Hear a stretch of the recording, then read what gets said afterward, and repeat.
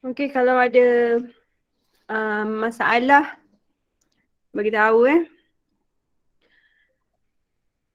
Okey, jadi hari ni fokus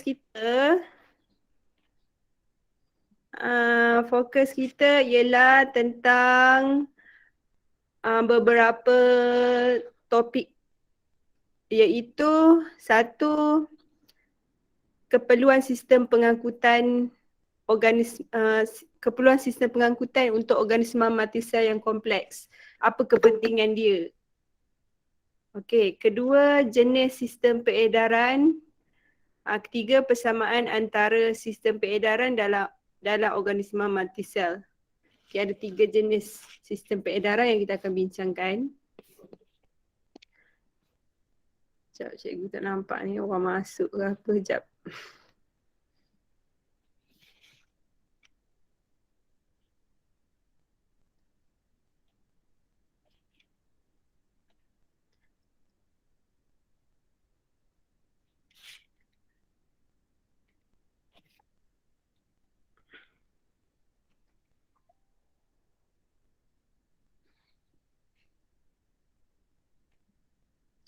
Okey, keperluan sistem pengangkutan organisma multisel yang kompleks.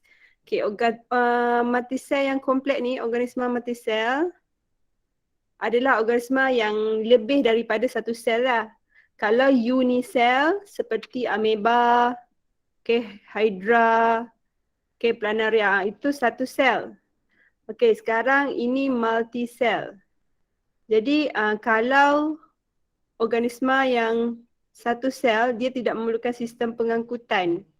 Okey, sebab bahan tu akan keluar masuk melalui membrannya sahaja, direct terus. Dia pun satu sel sahaja, terus sampai ke selnya lah sebab dia pun satu sel.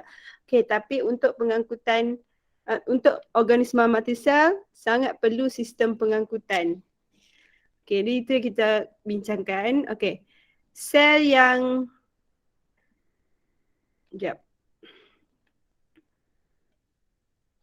Okey, setiap sel hidup memerlukan bahan keperluan seperti oksigen untuk respirasi, nutrien dan selepas guna akan menyingkirkan bahan buangan sel seperti karbon dioksida dan bahan kumuh bernitrogen. Jadi ini kepentingan yang pertamalah kenapa perlu sistem pengangkutan. Okey, sebab perlu hantar bahan-bahan seperti oksigen, nutrien kepada sel dan juga perlu singkirkan bahan buangan sel seperti karbon dioksida dan bahan kumuh bernitrogen daripada organisma tersebut.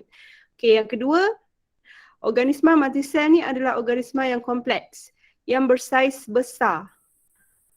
Jadi organisma yang bersaiz besar ni tidak boleh memperolehi bahan keperluan dan menyingkirkan bahan buangan secara resapan sahaja. Okey, kalau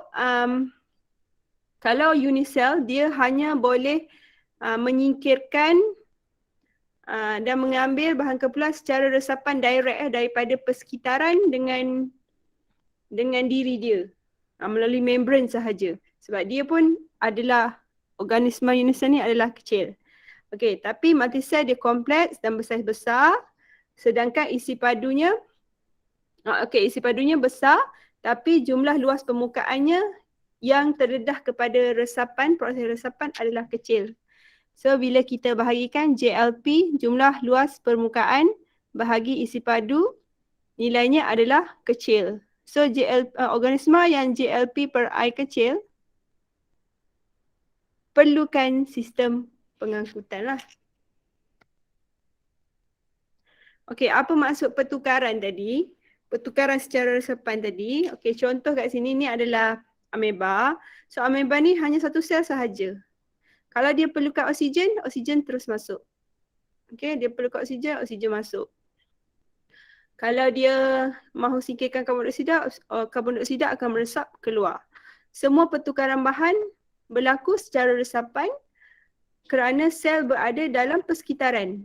Jadi pertukaran bahan hanya berlaku antara ameba dengan persekitaran, direct terus. So dia tak perlukan sistem pengangkutan. Okey. Sebaliknya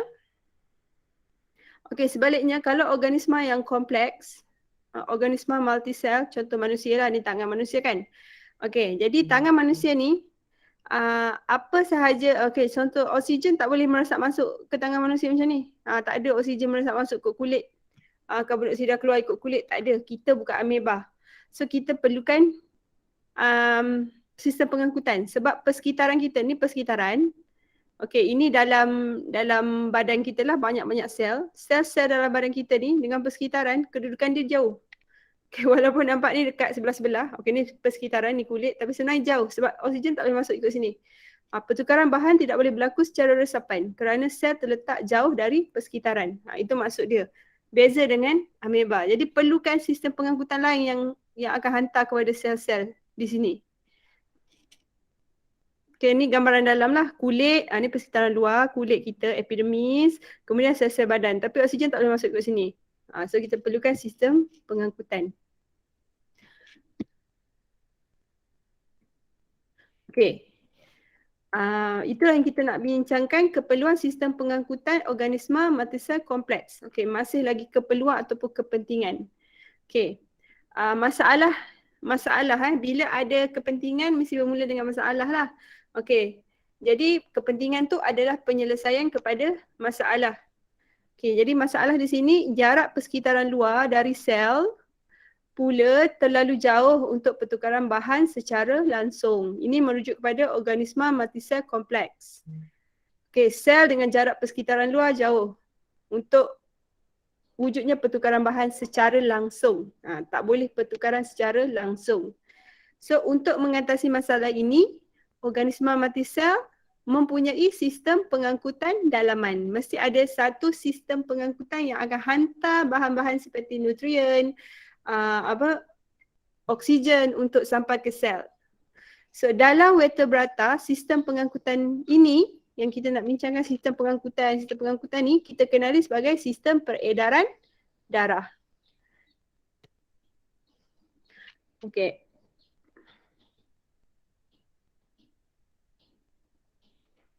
Okey. Okey, ni kita akan bincangkan lebih lanjut. Okey, inilah contoh sistem peredaran darah untuk manusia lah. Ada jantung, ada salur darah, ada kapilari darah. Di bawah ni pula ialah contoh sistem peredaran darah untuk serangga. Contoh belalang, lipas. Okey, nanti kita akan bincangkan lebih lanjut lah. Okey, jadi di sini nak kenalkan jenis-jenis sistem peredaran darah yang wujud dalam organisma multisel. Organisma multisel ni ada banyak jenis. Kita ada manusia kan, kita ada haiwan, ataupun kita klasifikasikan macam ni lah. Okey, organisma multisel ni terdiri daripada invertebrata dengan vertebrata yang bertulang belakang dengan tak bertulang belakang kan. Invertebrata dengan vertebrata. So sistem peredaran organisma multisel ni kita bahagikan kepada dua kumpulan besar. Ada organisma multisel yang mempunyai sistem peredaran terbuka. Okey. Jenis kedua ialah sistem peredaran tertutup. Sebenarnya gambar ni memang dah beri gambaran lah. Ini adalah tertutup. Sistem peredaran darah tertutup. Sebab apa? Darah mengalir dalam salur darah je. Dia tak ada keluar. Okey. Di hujung-hujung ni akan ada sel. Di sinilah berlaku resapan, proses resapan. Bahan daripada darah masuk ke sel. Okey, yang ini pula sistem peredaran terbuka. Di mana bila darah dipump, dia anak panah keluar ni, darah ni akan membanjiri sel-sel. Darah tu terkeluar. Sebenarnya bukan darah. Dia hemolimfa. Nanti kita akan terangkan sebab serangga dia tak ada darah. Dia ada cecair lain yang seperti darah. Okey, so kita tengok sistem peredaran terbuka dulu. Okey, sebelum tu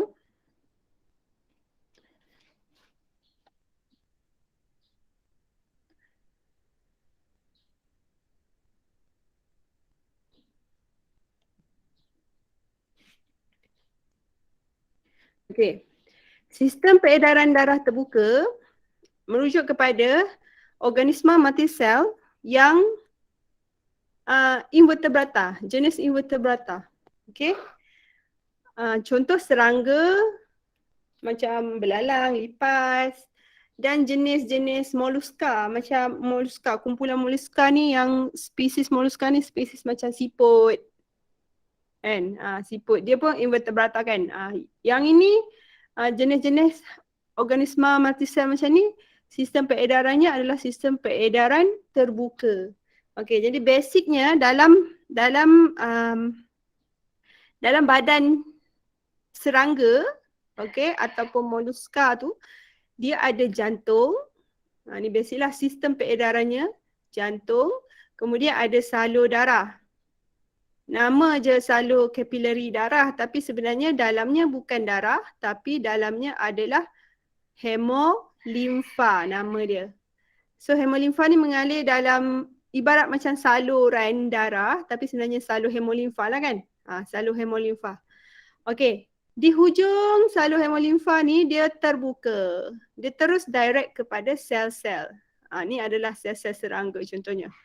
So darah lagi. Hemolimfa ni bila dia keluar dari salur limfa, dia akan membanjiri rongga badan serangga. Ruangan rongga badan ni kita kenali sebagai hemoselem. So hemolimfa ni bila dia membanjiri sel-sel ni, membasahi sel-sel ni, di situlah berlakunya pertukaran bahan melalui resapan antara sel. So dalam sistem peredaran terbuka, hemolimfa mengalir terus masuk ke dalam rongga badan ataupun hemoselem dan membasahi sel. Okay, itu step dia lah. Okay, hemolimfa apa? Hemolimfa ni dia seperti darah. Dia macam pengganti darah sebab serangga tak ada darah. Hemolimfa ialah cecair bernutrien menyerupai darah yang terdapat dalam kebanyakan invertebrata seperti serangga dan moluska lah. Okay, yang ni invertebrata lah. Apa-apa invertebrata macam ni lah sistem dia. Sistem peredaran terbuka. Berbeza dengan sistem peredaran tertutup. Okay, sistem peredaran tertutup adalah vertebrata. Okay, organisma multisel vertebrata. Okay, ni basicnya. Okay, basicnya. Sistem peredaran darah tertutup ni kenapa dinamakan sistem peredaran tertutup? Sebab darah mengalir dalam salur yang bersambungan tertutup, tak putus. Okey, salur darah yang tak putus. Daripada jantung dipam, darah mengalir melalui salur darah yang besar, kemudian salur darah yang lebih kecil sehinggalah sampai ke kapilari darah. Kapilari darah adalah yang paling halus sekali. Dan kapilari darah ni dia membaluti sel-sel badan kita. Setiap segenap ruang dalam sel kita ni ada kapilari darah yang lalu. Okey, yang lalu. Okey. Jadi di situlah akan berlaku resapan, pertukaran bahan melalui resapan daripada dinding kapilari darah ni, bahan meresap keluar dan masuk ke sel secara resapan.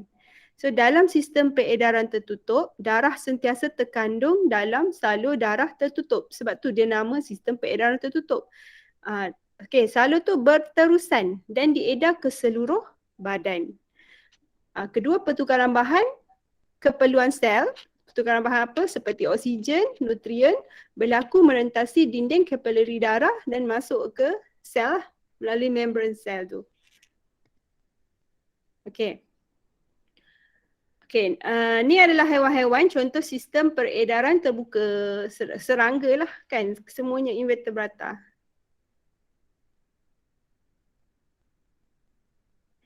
Okey, sistem peredaran darah terbuka ataupun sistem peredaran untuk serangga lah fokus kan. Okey, sistem peredaran dalam serangga ialah sistem peredaran darah terbuka. Macam tadilah bagi tahu juga. Okey, ini bermaksud satu atau lebih jantung. Okey, jadi dia bukan hanya ada satu jantung, dia mungkin ada lebih daripada satu jantung dalam serangga ni. Jantungnya akan berfungsi mengepam hemolimfa melalui salur darah ataupun salur hemolimfa lah ke dalam hemoselem. Walaupun ada istilah kadang kita panggil salur darah tapi dia bukan darah dalamnya. Ingat dia hemolimfa. Akan dipam terus melalui salur darah atau salur hemolimfa ni ke dalam hemoselem. Hemoselem adalah ruang rongga, keseluruhan rongga serangga tu. Okey, hemolimfa akan mengalir keluar dari jantung ke dalam hemosilem apabila jantung mengecut. Okey, jantung mengecut, darah dipam keluar ke hemosilem. Hemolimfa dipam keluar ke hemosilem. Ini masa jantung mengecut. Okey. So apa berlaku bila darah keluar ke hemosilem? Okey. Apa yang berlaku? Berlakulah pertukaran bahan antara hemolimfa tadi dan sel badan secara resapan. So dalam hemolimfa ada nutrien. Ada bahan-bahan yang diperlukan lah oleh sel. Bahan-bahan tadi akan meresap masuk ke sel-sel badan serangga secara resapan. Okey, kemudian apabila jantung mengendur, tadi mengecut. Apabila jantung mengendur, tindak balas ni akan menyebabkan hemolimfa tadi ditarik semula, mengalir kembali ke jantung. Dia masuk semula ke salur hemolimfa dan dihantar semula ke jantung. Dia nak masuk ikut mana? Dia akan masuk ikut liang seni yang disebut ostium ataupun ostia. Hemolimfa mengalir kembali ke jantung melalui liang seni yang disebut ostium. So pada salur sistem peredaran tertutup ni ada lubang-lubang, liang-liang dinamakan ostium. Yang membenarkan darah kembali ke jantung apabila jantung itu mengendur. Okey. Okey, tengok sistem peredaran tertutup. Kita akan bincangkan tiga organisma yang akan dibincangkan untuk contoh sistem peredaran tertutup, iaitu ikan, kumpulan ikan lah. Okey, apa-apa sahaja jenis ikan. Okey, sistem peredaran amfibia dan yang paling besar, paling kompleks sikit, sistem peredaran manusia.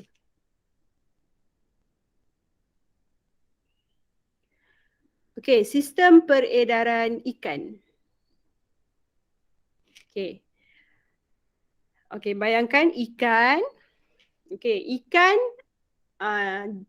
jantung ikan dia ada dua ruang, iaitu satu atrium dan satu ventricle.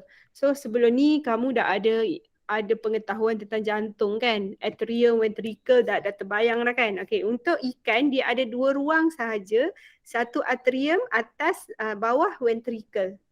Okey. So darah yang meninggalkan ventricle akan dipam ke dalam capillary insang. Okey, step dia, ventricle akan mengepam, ventricle jantung akan mengepam dan darah akan mengalir ke capillary insang.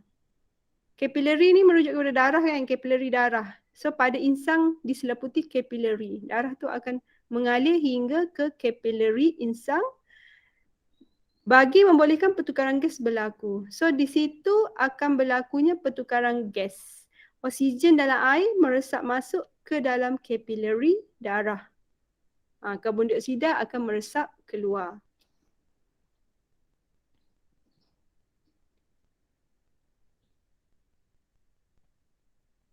Okay. Capillary insang mengalirkan darah ke salur darah yang mengangkut darah beroksigen ke capillary sistemik. Okay, sebelum tadi ada pertukaran gas, oksigen masuk, karbon dioksida meresap keluar. So darah yang melepasi capillary insang adalah darah yang membawa oksigen. Okay. Dalam capillary sistemik, oksigen meresap ke dalam tisu. Apa maksud capillary sistemik ni? Adalah capillary yang menghubungkan sel dengan sel. Capillary yang yang berselerak lah, yang berselirak membaluti sel-sel lain, seluruh badan ikan. Kalau capillary insang adalah capillary yang membaluti insang lah, yang duduk berselerak dekat insang. Capillary sistemik adalah capillary yang berselerak pada semua sel-sel badan ikan. So daripada capillary insang tadi membawa darah beroksigen sebab oksigen dah masuk. So darah mengalir ke capillary sistemik. Apa yang berlaku di capillary sistemik? oksigen meresap ke dalam tisu, oksigen keluar daripada kapilari meresap masuk ke dalam sel dan tisu, manakala karbon dioksida pula akan meresap daripada tisu dan sel keluar masuk ke kapilari darah. Okey. Macam ni. Macam ni Okey, ini dalam ikan lah. Okey, jantung dia ada satu ventricle, satu atrium. Ingat tu, ini ciri yang kita nak bezakan dengan sistem peredaran lain, amfibia dengan manusia. Ikan special dia ada jantung, satu ventricle, satu atrium sahaja, dua bilik sahaja. Okey, bila jantung mengepam, darah dalam ventricle mengalir ke insang. Okey, ke kapilari insang. Dia bukan masuk dalam insang tu, dia membaluti insang. Kapilari ni dia di sekitar insang lah. Okey, di sini akan ada pertukaran di mana oksigen akan meresap masuk. Okey, kemudian karbon dioksida akan meresap keluar. Ini kita kaitkan dengan sistem respirasi hari tu. Macam mana ikan tarik nafas, hembus nafas, yang menyebabkan oksigen masuk. Okey, oksigen yang masuk tadi akan meresap masuk ke dalam kapilari ni. So darah yang melepasi insang ni darah yang bercampur dengan oksigen dah, darah yang kaya dengan oksigen. So darah ni terus mengalir pergi ke seluruh sel-sel badan ikan, iaitu di sini kita kenali sebagai capillary systemic. Jadi di situ oksigen keluar masuk dalam sel-sel lah, dan karbon dioksida pula akan masuk ke kapilari. Dan darah yang sebelum sampai ke jantung adalah darah yang bercampur. Ada darah yang ada oksigen dan ada darah yang kaya dengan karbon dioksida. Kembali ke jantung. Jantung pump semula, pergi semula ke kapilari, mengalir semula ke kapilari insang. Begitulah prosesnya berterusan lah. Okey. Ini adalah sistem peredaran ikan. Sistem peredaran darah tertutup. Kan tertutup, tak ada terbuka kat sini.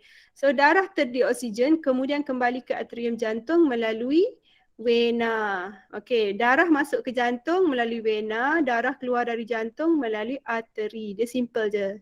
Okey, ingat istilah-istilah tu lah. Oleh sebab darah mengalir dalam satu hala, nampak tak satu hala? Okey, satu hala. Sistem peredaran ikan ini kita kenali sebagai sistem peredaran tunggal.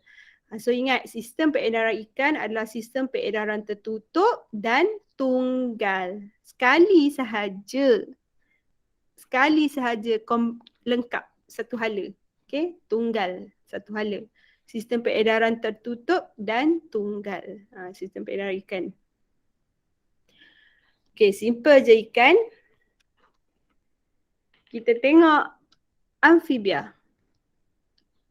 Okay, amfibia special dia berbeza dengan ikan lah. Amfibia mempunyai jantung yang terdiri daripada 3 ruang. Tadi 2, sekarang 3. Amfibia ada 3 ruang iaitu 2 atrium, 1 ventricle. Ventricle biasanya di atas atrium. Okay. Berbeza dengan peredaran tunggal ikan. Ikan tadi tertutup dan tunggal. Darah mengalir dalam 2 peredaran. Tadi ikan darah mengalir satu hala sahaja, sekali je. Okey, untuk amfibia ataupun contohnya katak, darah mengalir dalam 2 peredaran. Peredaran pulmocutaneous dan peredaran systemic. Nanti tengok. Okey, oleh itu sistem ini dikenali sebagai sistem peredaran ganda 2. Okey. So untuk peredaran amfibia, sistemnya ialah sistem peredaran darah tertutup dan ganda 2. Kalau ikan tertutup dan tunggal. Kenapa ganda 2? Sebab mengalir dalam 2 peredaran. Okey, so kita tengoklah.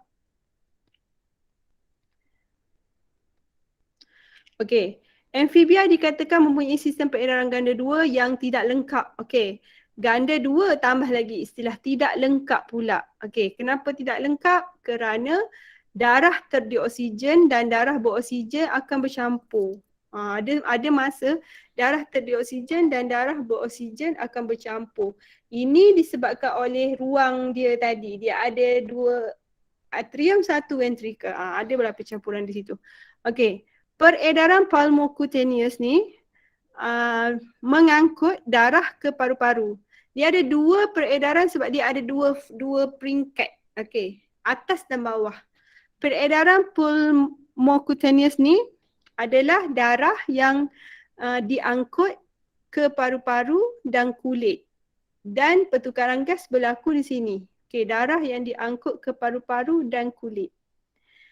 Okey, peredaran sistemik ialah darah yang beroksigen yang dihantar ke tisu badan. Okey, dan daripada tisu badan, darah tu akan dikembalikan dalam keadaan terdioksigen, tiada oksigen, ke atrium kanan iaitu vena, melalui pintu vena. Sekejap, kita tengok rajah lah senang.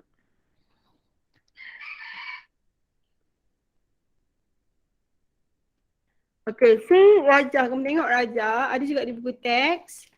Okey, inilah rajah dia, sistem peredaran amfibia, iaitu sistem peredaran darah tertutup, ganda dua, tidak lengkap. Okey, istilah dia. Tertutup, ganda dua, tidak lengkap. Okey. Dia, nama dia tu sebenarnya menggambarkan ciri-ciri dia. Okey, jadi di sini dia ada atrium kanan, atrium kiri, ventricle. Okey. Okey, yang keluar arteri lah. Membawa darah keluar arteri dari jantung, membawa darah masuk vena. Vena. Okey. Warna merah darah beroksigen, warna biru muda darah terdioksigen, darah tanpa oksigen. Warna purple tu darah bercampur. Okey, first, yang pertama ni. Okey, darah terdioksigen dari badan diangkut ke atrium kanan. Okey, ini berlaku di kawasan peredaran sistemik. Ingat, sistemik ni adalah kapilari darah yang membaluti, yang berselerak ke seluruh sel-sel badan. So, apa yang berlaku antara sel badan dengan kapilari darah? Adanya pertukaran gas. Okey, dan nutrien jugalah. Okey, jadi oksigen, sel-sel memerlukan oksigen. Jadi darah yang beroksigen, merah ni bawa oksigen, oksigen tu akan meresap keluar masuk ke dalam sel. Daripada sel pula, aktiviti sel tu dia membebaskan karbon dioksida, so karbon dioksida akan keluar ke kapilari darah daripada sel. Okey, jadi darah di sini adalah darah yang bercampur lah, ada oksigen dan tak ada oksigen. Okey, kemudian selepas semua oksigen meresap keluar, darah yang tinggal adalah darah yang terdioksigen dan darah yang kaya dengan karbon dioksida. Akan dialihkan kembali ke jantung melalui masuk ke atrium kanan. Okey. Okey, kemudian darah beroksigen dari peparu pula dalam pada masa yang sama, katak ni dia ada peredaran pulmocutaneous. Serentaklah. Tadi peredaran sistemik. Ni atas peredaran pulmocutaneous. Okey. Darah beroksigen dari peparu pada masa yang sama adanya pertukaran gas di peparu, di mana darah ni katak ni dia berrespirasi luar, okey, dia bernafas, oksigen masuk, okey, di alveolusnya ada pertukaran gas oksigen masuk ke kapilari darahnya. Okey, dan darah sistem respirasi ada dua kan. Dia melalui peparu satu, melalui kulit. Okey, jadi oksigen juga meresap masuk melalui kulitnya, masuk ke kapilari darah. Jadi darah di sini, kapilari darah di sini kaya dengan oksigen. So darah yang kaya dengan oksigen ni akan dihantar ke jantung, masuk ke atrium kiri. Darah beroksigen dari peparu dan kulit diangkut oleh vena pulmonary ke atrium kiri. So berlakulah percampuran di ventricle. Darah dari kedua-dua atrium masuk ke dalam satu ventricle. Percampuran di sini, nombor 3. Okay, walaupun terdapat sedikit pencampuran darah beroksigen dan darah terdioksigen dalam ventricle, Namun kebanyakan darah beroksigen kekal dalam bahagian kiri ventricle manakala darah terdioksigen kekal dalam bahagian kanan ventricle. Okey, walaupun ada sedikit pencampuran, sebenarnya di sini banyak darah terdioksigen, di sini nombor 2 masih banyak darah beroksigen. Okey, ventricle kemudiannya akan mengepam darah melalui peredaran pulmocutaneous dan peredaran sistemik. Okey, bila jantung iaitu bahagian ventricle ni mengepam, okey, darah akan keluar. Nombor 4 ni darah akan keluar. Okey, melalui aorta ni, arteri. Okey, kedua bahagian lah. Okey, so darah yang beroksigen dan ada sedikit bercampur akan pergi ke peredaran sistemik. Darah yang terdioksigen dan ada sikit bercampur dengan beroksigen akan pergi ke peredaran pulmocutaneous. Okey, kamu tengok betul-betul, fahamlah. Okey, kenapa ganda 2? Sebab dia ada 2 peredaran. Peredaran pulmocutaneous dan peredaran sistemik. Kenapa tak lengkap? Sebab ada sedikit percampuran di ventricle. Okey, itu sistem peredaran amfibia. Okey, yang terakhir. Sistem peredaran darah manusia. Okey, dari dulu lagi dah belajar dah sistem peredaran manusia ni. Dah biasa tengok kan. Okey, manusia ni paling kompleks lah. Mempunyai jantung yang terdiri daripada 4 ruang. Kita ada 2 atrium, 2 ventricle dan terpisah sepenuhnya. Kiri kanan terpisah sepenuhnya. So tak ada istilah percampuran. Manusia mempunyai sistem peredaran ganda 2. Katak tadi, amfibia pun ada ganda 2. Manusia pun ganda 2. Maksudnya ada sistem peredaran atas dan bawah. Okey, ini bermaksud dalam satu kitaran peredaran yang lengkap, darah mengalir dalam salur darah menerusi jantung sebanyak 2 kali. Itu yang dimaksudkan ganda 2. Oleh kerana terdapat 2 peredaran yang berbeza, manusia dikatakan mempunyai sistem peredaran ganda 2 yang lengkap. So, sistem peredaran darah manusia adalah sistem peredaran darah tertutup ganda 2 lengkap. Terbaiklah.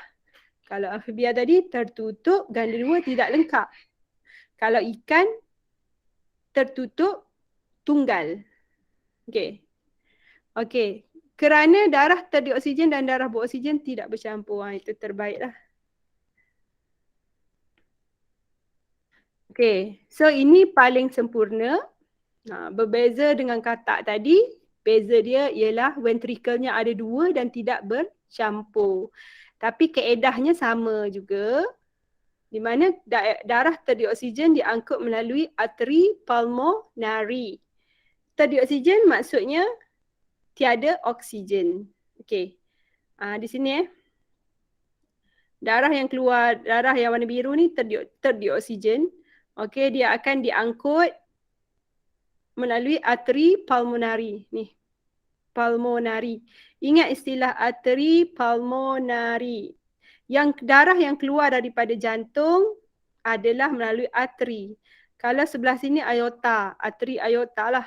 Kalau sebelah sini arteri pulmonari. Arteri pulmonari ni adalah istilah untuk peparu. Tadi pulmonateus, peparu, pulma ni peparu lah. Okay. So ini arteri pulmonari, pergi ke peparu. Okay. Di sini oksigen diserap masuklah daripada alveolus. Karbon dioksida akan dibebas keluar ke alveolus dan dibebas ke persekitaran lah. So darah di sini adalah darah yang kaya dengan oksigen. Dihantar semula ke jantung, dihantar darah beroksigen dari peparu kembali ke atrium kiri jantung. Ingat kiri beroksigen dan mengalir ke dalam ventricle kiri. Mengalir ke ventricle kiri. Kemudian akan dipam lagi. Okey. Kemudian akan dipam daripada ventricle kiri melalui aorta ke seluruh sel-sel tisu-tisu badan. Di sini adalah capillary systemic. Ingat, systemic adalah sel dan tisu. Okey. Kemudian darah terdioksigen kembali ke atrium kanan melalui vena cava. Lepas ada pertukaran gas di sini, Dah bagi oksigen meresap keluar, dah masuk karbon dioksida. Darah tu akan kembali semula ke jantung, ke atrium kanan melalui vena cava. So darah yang masuk ke jantung adalah vena. Darah yang keluar adalah arteri. Melalui arteri, darah masuk melalui vena. Kalau pintu atrium kanan ni nama dia vena cava. Kalau pintu sebelah atrium kiri ni namanya vena pulmonari. Pulmonari sebab dia daripada paru. Yang ni arteri keluar ke paru-paru. Vena pulmonari masuk ke paru-paru. Okey. Okey, harap faham layan tu. Okey, sikit lagi persamaan antara sistem peredaran dalam organisma manusia yang 3 tadi. Okey, sistem peredaran terdapat dalam semua organisma multisel. Betul? Okey, sistem peredaran mempunyai jantung. Okey, semua ada jantung untuk mengepam darah atau hemolimfa khas untuk serangga. Jadi yang kita belajar kan. Tapi semua ada jantung, serangga pun ada jantung. Okey, sistem peredaran berfungsi mengangkut nutrien dan bahan buangan. Ini persamaan Ini yang kita bincang sekarang ada persamaan. First, sistem peredaran terdapat dalam semua organisma manusia. Itu persamaan. Semua organisma manusia ada sistem peredaran. Okey, satu. Kedua, setiap sistem peredaran organisma manusia ni ada jantung untuk mengepam darah atau hemolimfa.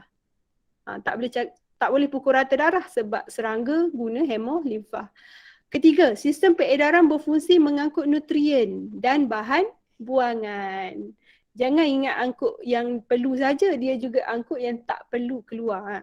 Okey, yang ketiga, jantung mempunyai injap. Okey, setiap jantung ada injap macam pintu lah yang memastikan pengaliran darah sehala. Injap dia, darah ni kalau dah keluar dia tak boleh berpatah balik. Itu fungsi injap. Okey, so ini dari buku teks lah cikgu rasa kan. Okey, dari buku teks. Kamu boleh tengok perbezaan pula. Okey, senang je nak faham. Antara serangga, sistem peredaran serangga, ikan, amfibia, manusia.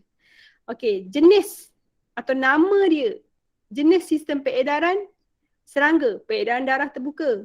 Okey, sebab salurannya ada terbuka di hujung kan. Yang lain-lain tertutup. Ikan, amfibia, manusia, semua sistem peredaran darah tertutup. Darah tak keluar. Yang ini je, serangga je hemolimfa tu ada terkeluar dan membasahi sel. Okey, bilangan peredaran. Berapa kali beredar? Serangga dia tak ada. Tak beredar. Sebab dia terputus. Ikan, peredarannya adalah tunggal. Darah mengalir dalam salur darah melalui jantung sekali je. Kemudian pergi balik ke insang sekali je. Tunggal.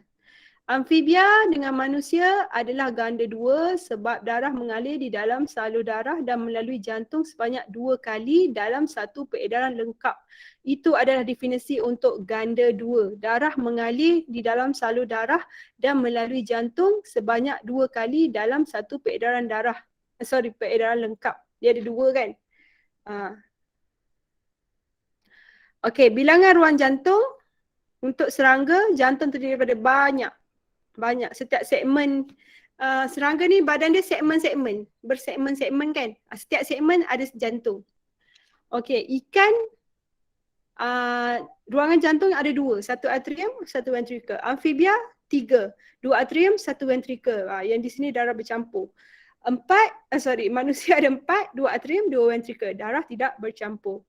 Okey, dari segi perbezaan dari segi pengasilan darah beroksigen dan darah terdioksigen, serangga tidak terlibat lah. Okey, dia pun hemolimfa. Ikan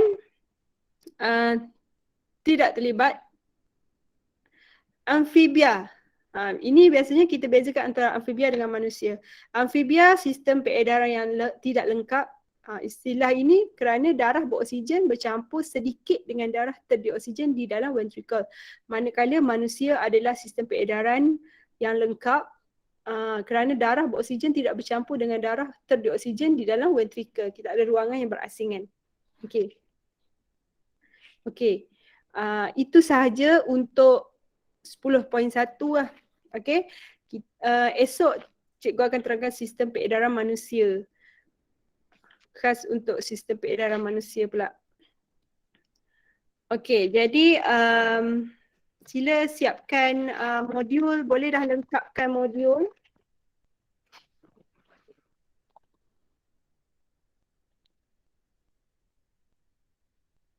Okay, boleh dah lengkapkan modul untuk sikit je. Dua muka surat kan. Cuba lengkapkan dulu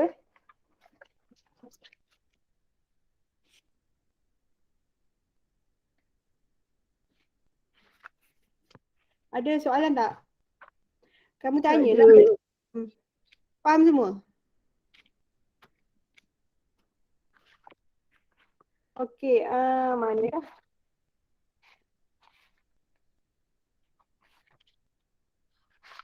Okey, jadi lengkapkan yang tu. Modul yang mula-mula tu. Bab 10 tu.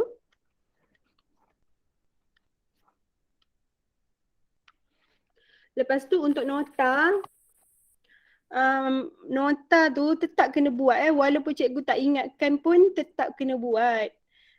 Nota jangan, macam mana nak cakap, nota tu sebenarnya adalah pemahaman kamu sendiri. Bila kamu satu tajuk kamu nak belajar, mesti kamu baca kan, baca buku teks dan lakarkan nota sendiri. Guna perkataan ringkas-ringkas pun tak apa. Okay, point form pun tak apa. Okay, sebab cikgu nak ada lakaran dalam buku nota. Setiap tajuk kena ada. Setiap tajuk kena ada. Dan tolong lengkapkan dalam link tu. Dalam link, nanti cikgu share balik. Link yang nota modul kena dan tulis dan tu. Okay. Lengkapkan yang tu. Maksudnya kamu dah buat lah benda tu. Okay. Check sendiri. Okay. Check diri sendiri. Saya dah siap. Tulis dan. Okay. Nanti buka. Kembali ke sekolah barulah cikgu tengok balik dalam buku tu. Kamu dulu checking sendiri dulu. Okay, rasanya itu saja, tak ada yang susah pun. Okay, jadi masa yang ada tu bolehlah cuba lengkapkan modul tu. Okay, very good. Ada soalan? Tak ada. Tak ada. Okay, kalau itu je lah. Itu je lah. Terima kasih, Cikgu. Okay, sama. Terima kasih, Cikgu. Okay, sama-sama.